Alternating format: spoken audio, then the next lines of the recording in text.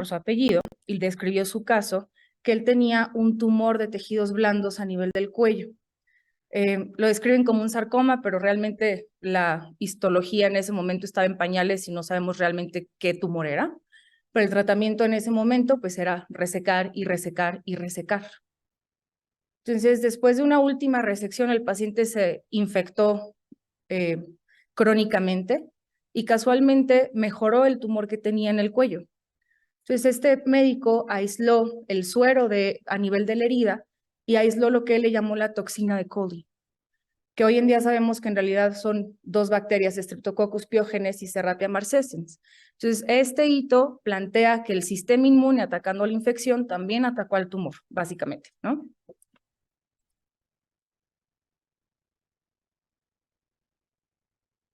Un segundo.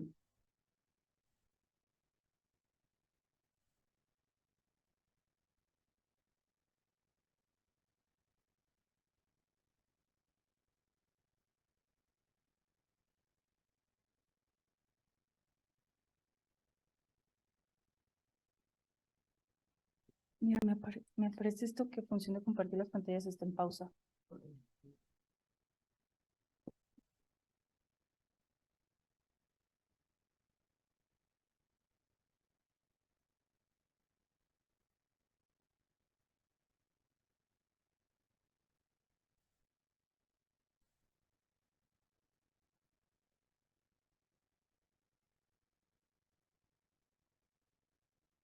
Este.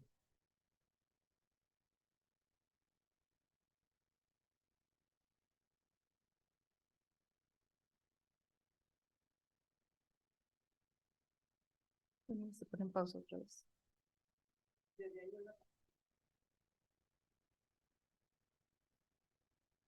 Texto con...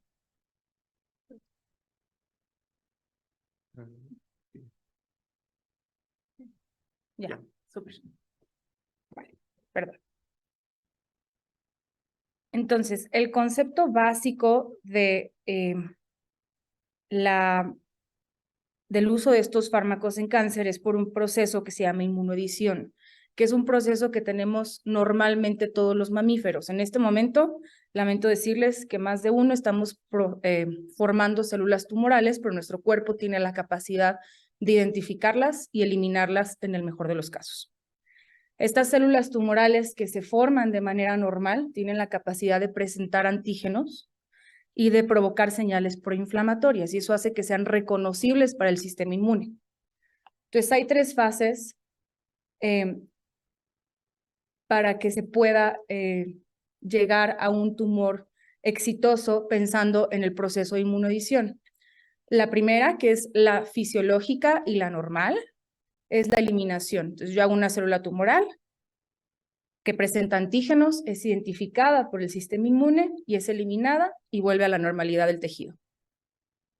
Si alguna de estas células provoca reprimir la respuesta inmune de alguna de estas, ya sea la inmunidad celular o humoral, puede llegar a haber alguna célula que se escape y eventualmente provocar más mutaciones que eventualmente repriman más la respuesta inmune y tener un tumor exitoso.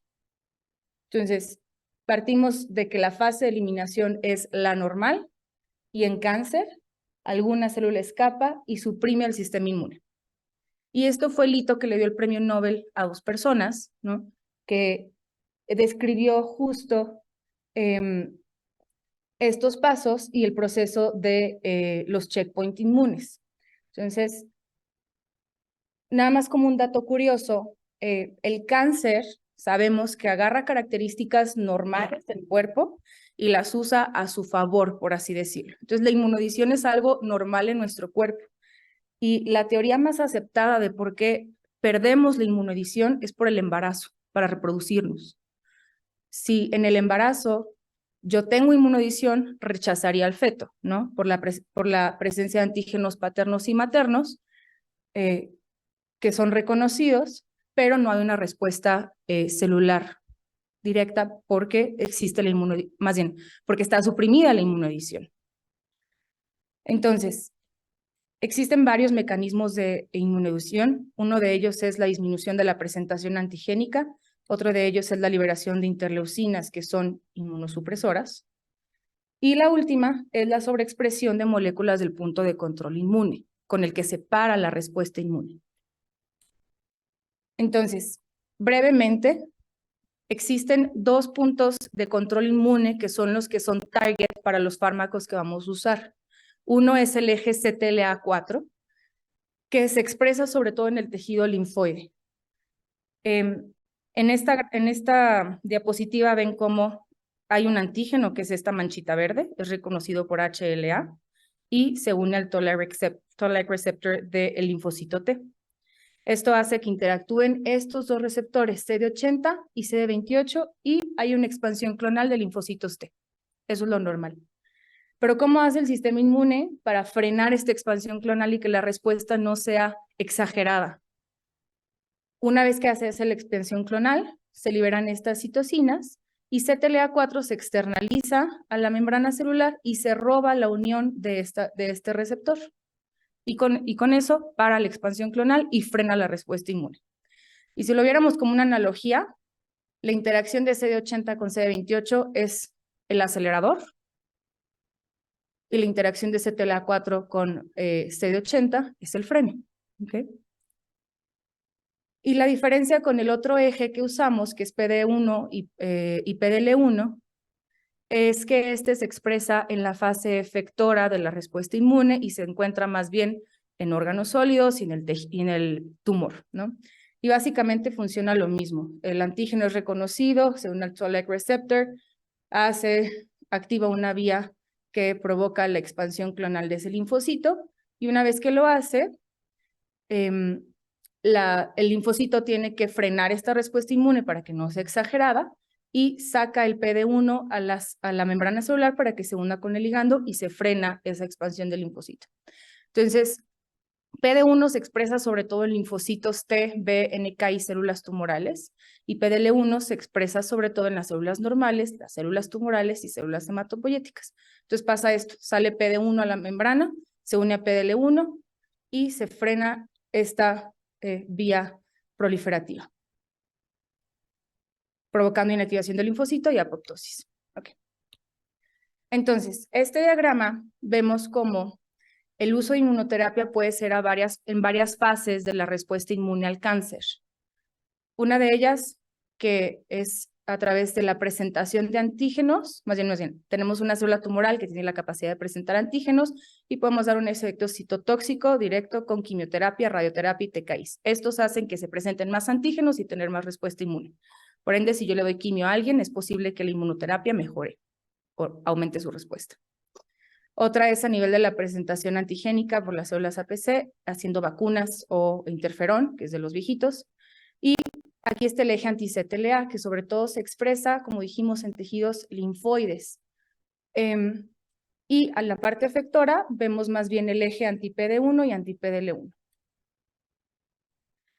Entonces, en el instituto tenemos varios fármacos de los muchos que existen para el tratamiento del cáncer, que son nivolumab, pembrolizumab, que son anti-PD1, atezolizumab, anti-PDL1, y ipilimumab, anti-CTLA4, aunque hay muchos otros, pero aquí son los únicos que tenemos.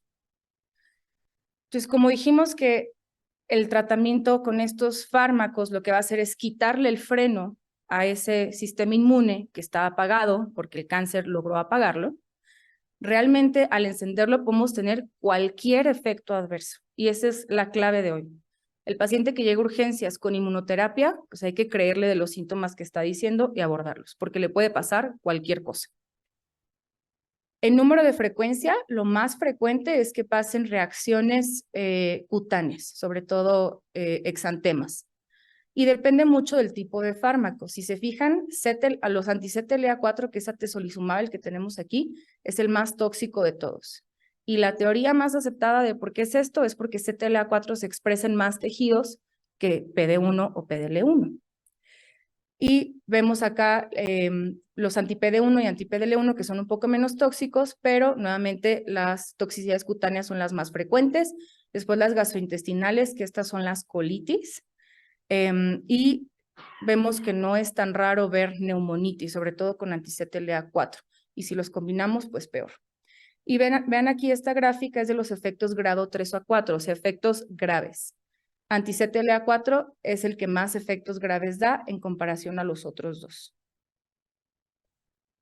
Y obviamente, si usamos 2 en lugar de 1, pues la toxicidad va a ser mucho peor. Esto solo es grado 3 a 4, no se diga la grado 1, grado 2.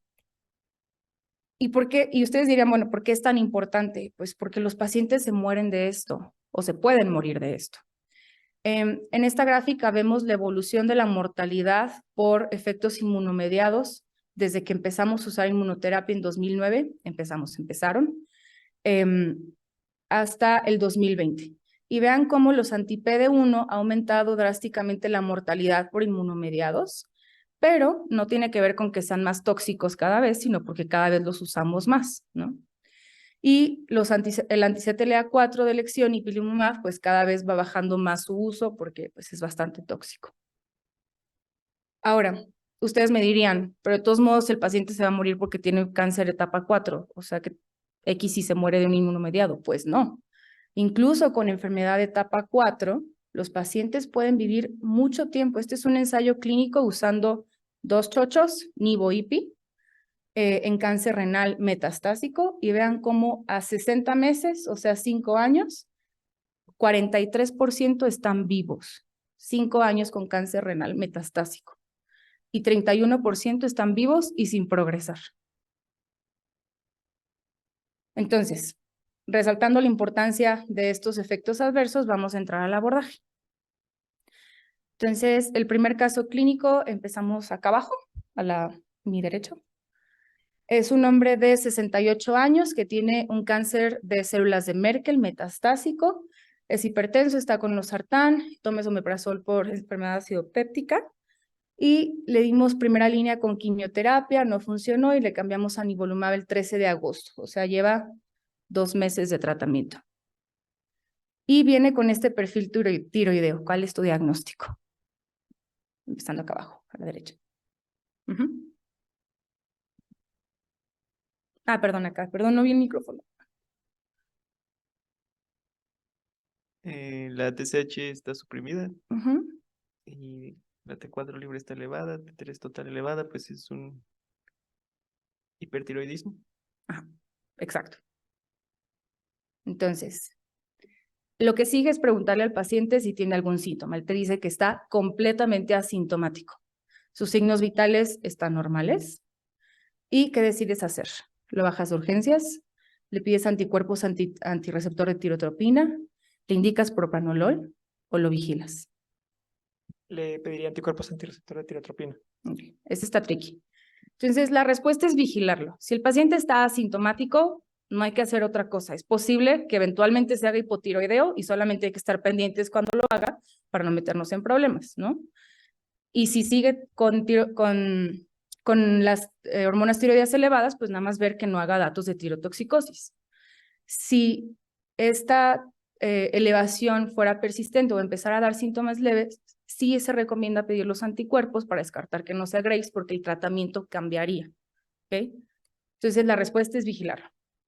Y en realidad la clave para nosotros definir el tratamiento de estos eventos es definir la gravedad. Y obviamente no esperamos que ustedes se aprendan las clasificaciones porque varía dependiendo del diagnóstico, pero en general quédense con que los grado 1 suelen ser de laboratorio y el paciente no tiene síntomas o síntomas piratas.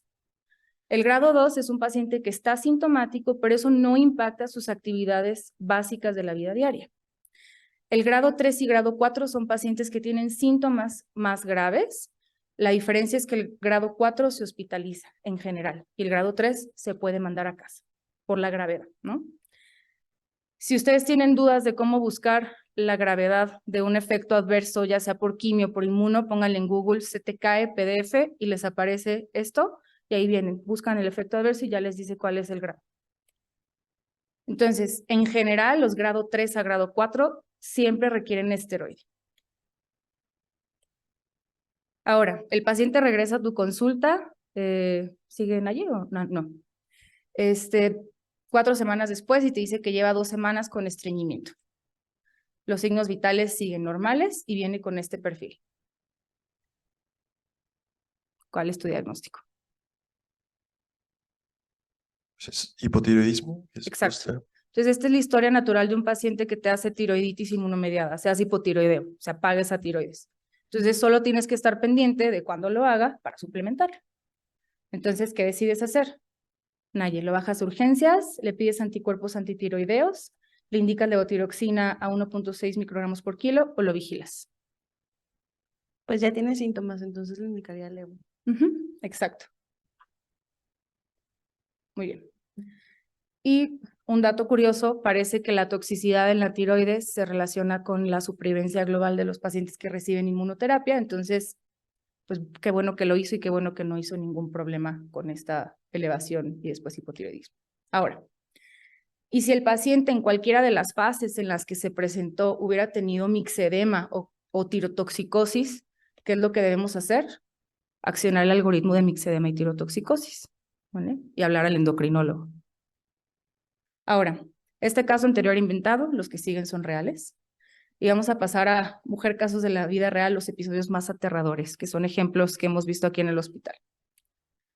Entonces, este es un hombre de 65 años que tiene un cáncer renal de células claras, es hipertenso y ya tuvo hipotiroidismo inmunomediado y está con reposición de levotiroxina 100 microgramos al día. Está en su primera línea con nivolumab y cabozantinib, que es un inhibidor de tirosincina, desde julio de 2022, o sea, lleva poco más de un año. Entonces viene urgencias y en el triage refiere que está desguanzado desde hace 4 días. Entonces, el que sigue, ¿cómo se ahonda en el abordaje de la fatiga o del desguanzo? ¿Cómo lo preguntas? ¿Desde cuándo inició? ¿Qué síntomas ha tenido? Entonces, aquí quise poner esta pregunta porque es un poco difícil cuando uno llega a onco, porque la fatiga es de los síntomas más frecuentes y uno se vuelve muy bueno abordándola. Lo más fácil es preguntarle al paciente si se despierta cansado. Todos nos cansamos fácil, pero no es normal despertarnos cansados. Entonces, la fatiga que es real, yo lo sé. La fatiga que es real y es patológica suele ser así. O pregúntenle al paciente, ¿te sientas o te acuestas y mejora? Y eso nos da bastante información de si la fatiga realmente es algo importante, ¿no? Entonces, otros síntomas que refirió en el paciente que están consignados en la nota es que decía que tenía debilidad de miembros pélvicos, serostomía y náusea grado 2. Ahora, aquí vamos a hacer una acotación porque si ven, el paciente está con cabozantinib. Entonces, la inmunoterapia no se usa sola en la mayoría de los casos. Se usa con quimioterapia o con inhibidores de tirosincina, que es el cabozantinib en este caso. Y estos también pueden dar efectos adversos y también hay que intentar identificar si el efecto adverso es por el nivolumab, por la inmunoterapia, o por el inhibidor de tirosincina. Entonces, en esta gráfica vean los efectos adversos que se suelen sobrelapar de la inmunoterapia y los inhibidores de tirosincina, que sobre todo son gastrointestinales como diarrea, fatiga, endocrinopatías, que en general es hipotiroidismo, los exantemas cutáneos, nefrotoxicidad y la hepatotoxicidad. Entonces, este paciente, pues su motivo de consulta era fatiga y debilidad, ¿no? Entonces es difícil saber a priori si el efecto adverso era por uno, por otro, o incluso si era otra cosa. Como dato clave de este caso es que el paciente no estaba tomando el cabozantinib, entonces definitivamente no era el cabozantinib. Entonces, esto es una perla clínica que quiero que se queden.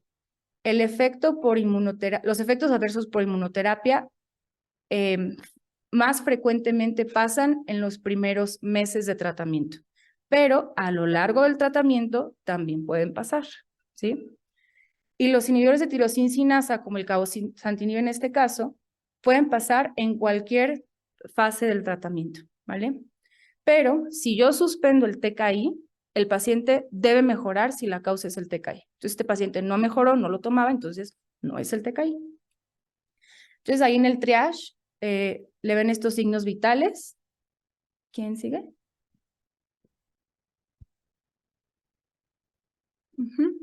Y le piden una gasometría que realmente está todo normal. Entonces, ¿cuál es el diagnóstico más probable? No sé. Opción B, poliglobulia. Poliglobulia. La respuesta es no sé, ¿vale? Entonces, el paciente tiene una hemoglobina de 17.7, aquí está. Y con esto lo diagnosticaron con poliglobulia y le indicaron una sangría porque la fatiga estaba claramente asociada a que tenía 17.7 de hemoglobina. Entonces se va con una sangría el paciente a casa, regresa a consulta de onco y dice, ¿sabes qué? Me siento peor, estoy muy cansado, mucha debilidad. Entonces le pedimos electrolitos séricos, que afortunadamente estaban normal, un perfil de tiroides, que recuerden que él ya tenía hipotiroidismo inmunomediado y estaba un poquito sobresustituido, pero pues nada, fuera de nada loco, y un cortisol claramente bajo. Entonces, el que sigue, ¿cuál es el diagnóstico? Con un cortisol menor a 0.4.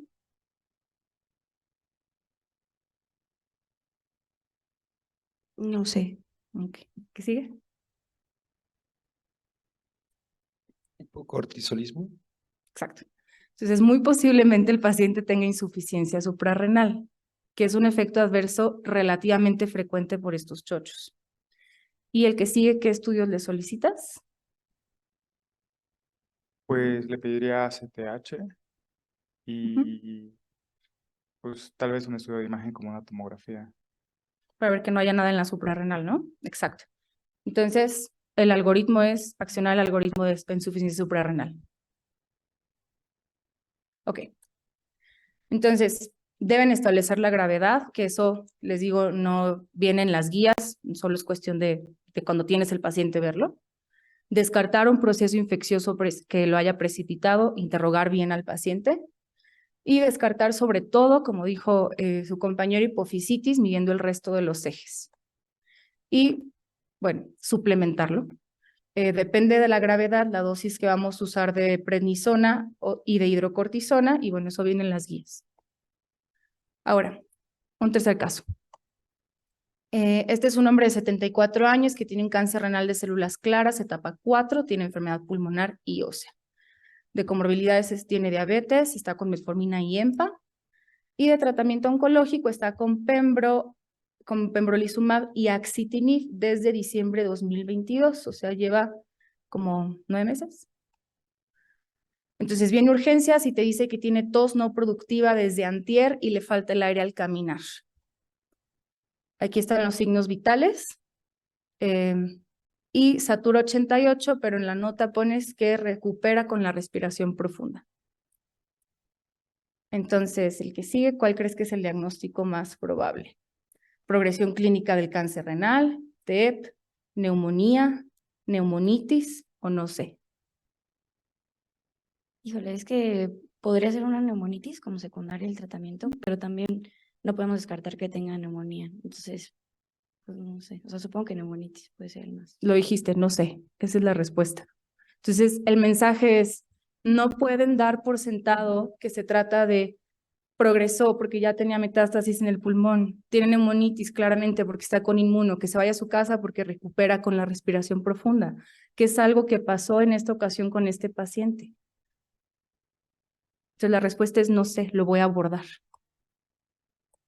Entonces aquí la clave es tiempo es pulmón. Entre más me tarde en abordar y tratar a este paciente, más mortalidad y más riesgo de que se quede con fibrosis pulmonar y dependiente de oxígeno, hipertensión pulmonar a largo plazo, etc. Entonces, Lucy, ¿qué estudios le solicitas? VH, tomografía, antígenos urinarios de neumonía, cultivo de expectoración, lavado bronquialveolar, todas. Pues para poder abordarlo, pues podrían ser todas. Ajá. Y de manera inicial, O sea, yo creo que una gasometría y tomografía de tórax. exacto, entonces la TAC es el gold estándar para descartar una neumonitis. Entonces, todo paciente que se presente urgencias, que tiene tos o disnea de nueva aparición y está con inmunoterapia, no se puede ir sin una tomografía, ¿vale? Que en este caso, este paciente le hicieron una radiografía, estaba limpio y dijeron, pues nada, que respire profundo en su casa. Entonces, una vez que tienes el diagnóstico, tenemos que ahondar en el resto de cosas, ¿sí? Vean este patrón, la verdad es que puede ser cualquier cosa y no lo vamos a biopsiar para ver si es una neumonitis. Entonces, hay que pedirle antígenos urinarios, cultivo de expectoración, idealmente un lavado bronquialveolar, porque este paciente hay que bolearlo y no lo vamos a bolear si está infectado. Entonces, lo que pasó en este caso es que sorprendentemente no nos podían hacer un lavado bronquialveolar. Entonces, hablamos con infectología y se boleó cubierto con antibiótico. Y una cosa importante de la neumonitis es que es de los efectos inmunomediados que su pico es más tardío en comparación a los otros. Entonces, no se sorprendan que el paciente lleve 6 meses de tratamiento y llegue con tos y disnea y digan, no, pero es que los inmunomediados son sobre todo al principio, sobre todo, pero no siempre. Entonces, nuevamente, establecer la gravedad con la guía que les mandé al correo y con eso definir si requiere bolos de esteroide, que a partir de grado 2 requiere bolos. Descartar un proceso infeccioso, dijimos, y si no, pues cubrirlo. Y el mensaje más importante de este caso es que hay que interconsultar a otras personas. Hay que hablarle al infecto, al oncólogo, e idealmente a un neumólogo. Entonces, este paciente, después de los bolos, mejoró. Le fuimos bajando la dosis de esteroide hasta que se la quitamos y le reiniciamos el tratamiento. Después de reiniciarle el tratamiento, después de 2 ciclos, viene a urgencias y te dice, otra vez tengo tos no productiva. Entonces, no sorprende que te haya hecho lo mismo que ya te hizo una vez, porque de hecho, la neumonitis es de los efectos adversos que más recurre. A priori no podemos saber si va a pasar. Entonces, si fue grado 2, mejoró, y su única opción de tratamiento es la inmunoterapia, le puedo dar un re-challenge con el riesgo de que se pueda volver a aprender. Entonces, si te llega a urgencias esto, sí, muy posiblemente sea neumonitis, pero de todos modos tienes que descartar otras cosas como se hizo al inicio. Después, el cuarto caso es para ejemplificar las toxicidades cutáneas. Entonces, este de acá es un caso del instituto, este no. Y obviamente dermatología nos dijo que este claramente era un eczema numular por cabozantinib y este de acá claramente es un exantema maculopapular por pembrolizumab. El mensaje de aquí es, no somos expertos en todos y a lo mejor hay que hablarle a dermatología para que nos ayude a ahondar en el abordaje, ¿no?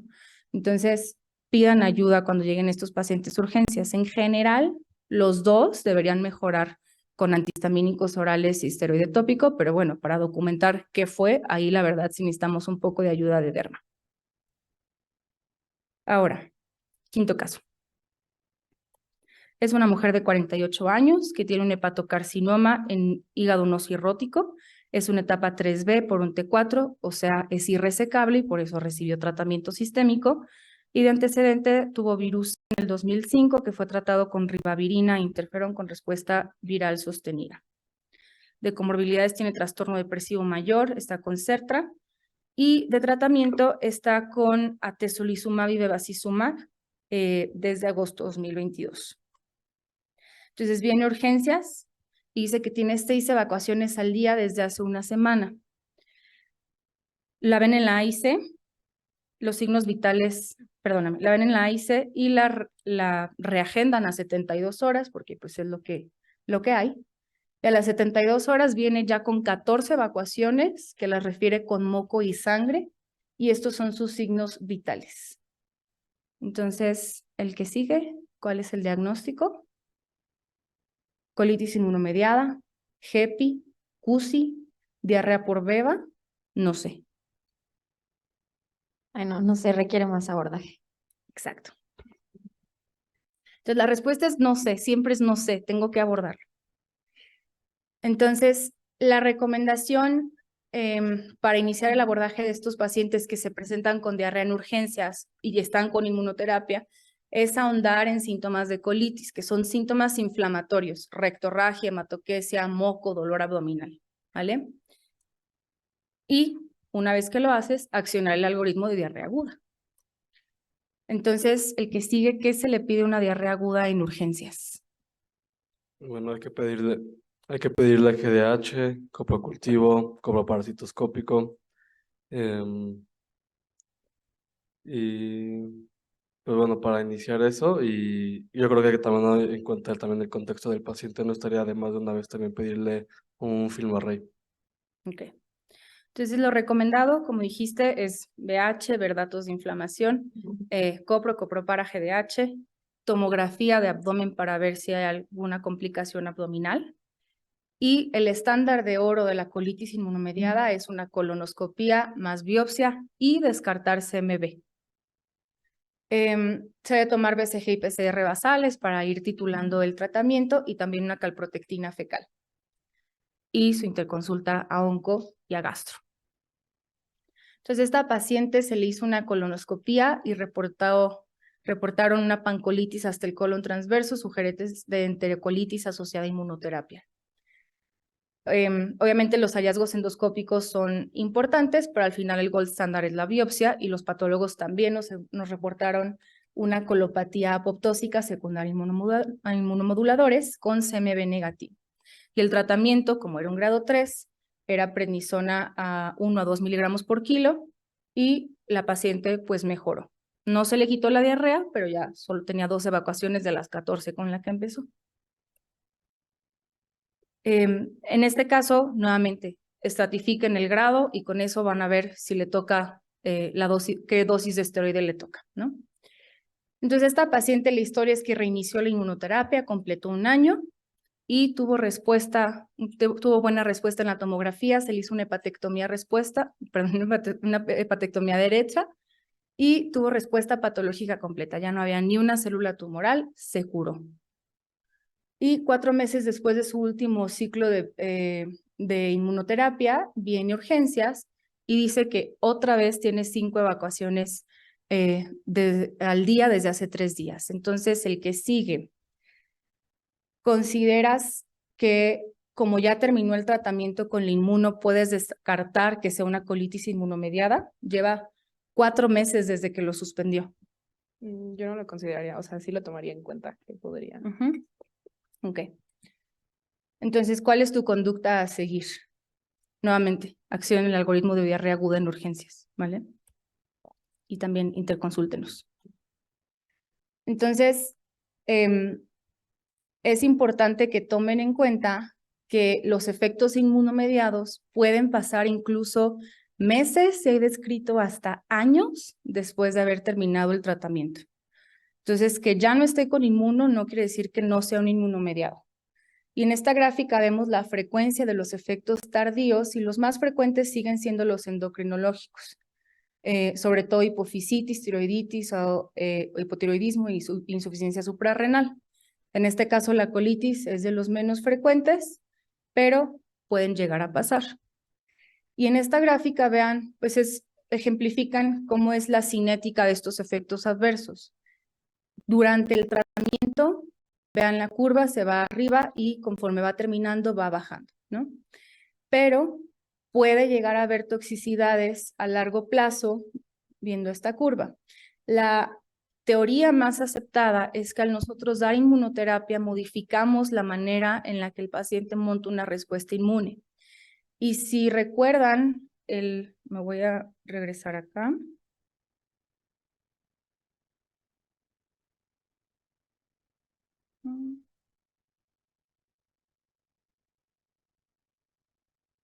Entonces, este es el ensayo clínico de nivolumab con ipilimumab en cáncer renal. Aquí les dan 2 años de tratamiento. Y a 60 meses, o sea, 5 años, estas personas siguen sin enfermedad y sin tratamiento. Bueno, más bien sin progresar, ¿no? A pesar de que a los 2 años, a los 24 meses, se les paró la inmunoterapia. Entonces, ¿por qué mantienen esta respuesta? Porque a largo plazo se modifica la capacidad de montar una respuesta inmune y hacer inmunoedición. Y eso también justifica por qué sigue habiendo efectos inmunomediados a largo plazo. Y por último, nos gustaría resaltar la importancia del trabajo multidisciplinario, ¿vale? Entonces, entre más grave sea la cosa, a más personas háblale. Entonces, a partir de grado 2, tienes que pedir interconsulta a los servicios que corresponden dependiendo del efecto adverso que estás teniendo. Obviamente depende el efecto adverso que tengas, si le vas a hablar a derma, a gastro, a hígado, pero siempre háblenos a los oncólogos, y los hematólogos también están empezando a dar tratamientos con estos chochos, entonces también les estarán hablando más. Y como conclusiones, quiero que se queden con que no hay que obviar los síntomas de los pacientes que están en inmunoterapia. Puede ser literalmente cualquier cosa, y no solamente inmunomediados, a veces pueden ser infecciosos u otras cosas, y que no podemos llegar a una conclusión sin antes haber descartado otras causas, y el trabajo multidisciplinario es crucial. Llámenos y llamen a los otros que les corresponde. No sé si hay alguna duda.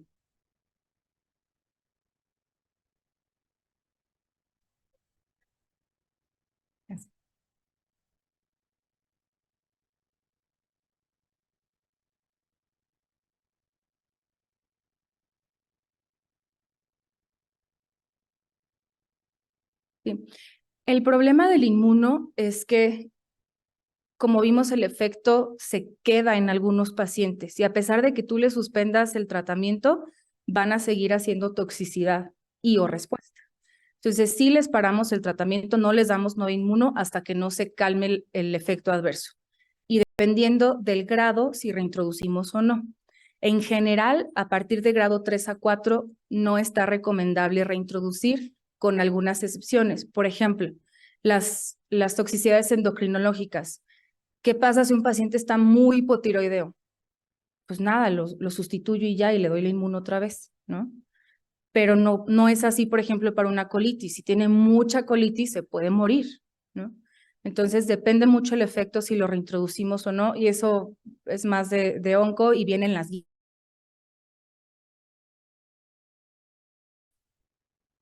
Sí, Gabo.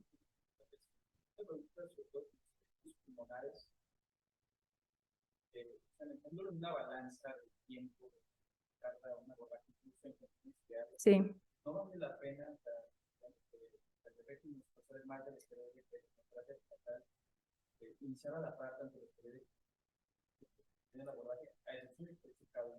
Exacto. Justo eso hacemos. Afortunadamente, creo que hemos tenido como 2 graves, Aide, inmuno, más neumonitis. Iniciamos cubiertos, o sea, interconsulta infecto y díganos qué antibiótico prefieren poner ustedes, y bolos a la par. Sí. Sí, ese día, el caso que les conté, no había cama, qué raro, y lo boleamos en proces, esperando una cama con antibiótico. Pero por guías está indicado hacer un lavado lo más pronto posible, que sabemos que aquí eso es extraordinario. ¿Alguna otra duda? Ajá. Dime, Lalo.